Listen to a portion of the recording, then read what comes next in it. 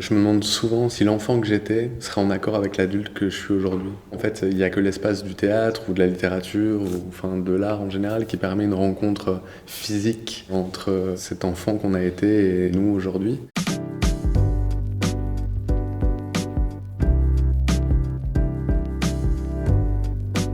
C'est Adrien Drumel, le comédien. Donc c'est Adrien Drumel qui va interpréter le personnage de Stéphane dans le spectacle. Pourquoi lui ? Parce que je cherchais une présence plutôt qu'un physique. Je voulais pas forcément coller physiquement ou en termes d'âge exactement à Stéphane, mais cherchais plutôt une sensation sensible et une perception de quelqu'un et aussi une façon de dire le texte, parce que on va essayer de travailler aussi sur l'incarnation du texte, et Adrien aussi un acteur qui aime travailler avec le texte, donc c'était aussi assez naturel de penser à lui.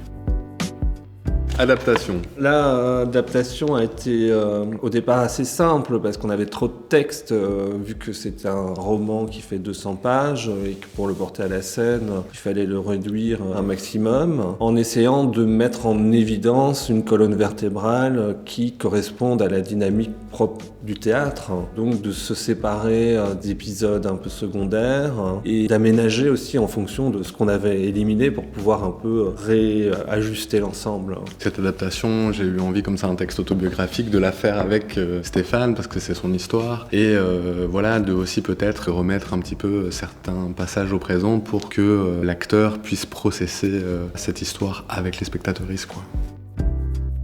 Reconstruction, c'est pas mal comme mot parce qu'à la fois ça parle de la thématique du livre et à la fois ça parle aussi de la reconstruction d'une autre modalité créatrice à partir d'un livre. Donc effectivement le livre, il est question de comment, après avoir vécu un phénomène de déconstruction de sa cellule familiale et de son rapport au monde dans son enfance, comment on reprend pied dans le monde extérieur par le biais notamment de la création, de l'écriture dans mon cas. L'ironie de l'existence fait que ce livre autobiographique qui vient donc de cette histoire personnelle va cheminer à son tour vers la scène. Malgré la thématique un petit peu difficile du texte, on touche à l'universel et il y a quelque chose de très lumineux qui se dégage de ce texte et de cette histoire. Moi je dis souvent qu'à la fin de la lecture, ça m'a donné de l'énergie, une envie de travail, une envie de penser, une envie de vivre. Quand on est lecteur, et j'espère aussi pour les spectateuristes, il y a quelque chose qui est vraiment un geste vers la vie, je crois.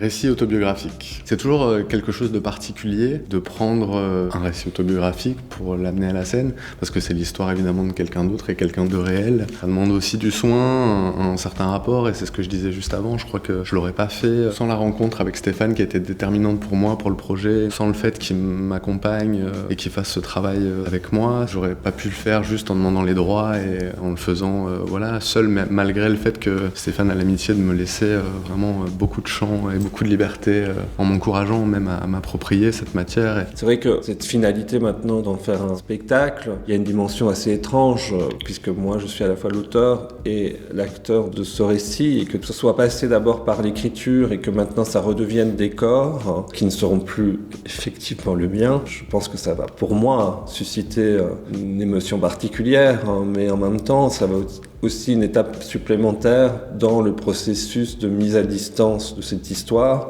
pour ne plus la vivre passivement. Je sais même pas si tu sais qui c'est. C'est ton frère ? Ah bah si, absolument. C'est Mathieu Delcourt. Donc c'est le scénographe.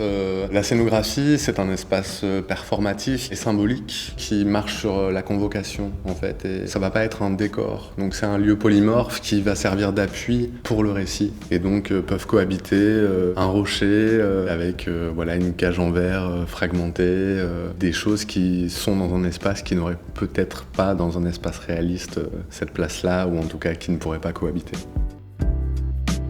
Enfance.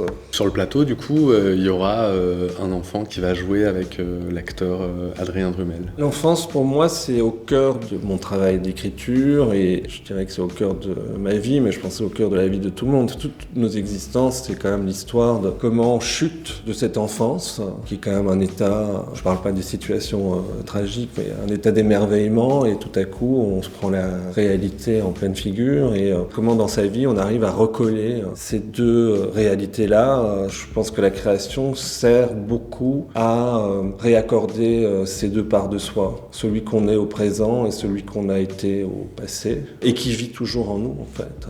Donc ce sera une expérience très émouvante dans le cadre du spectacle de le voir incarné vraiment par un enfant, cette dualité-là.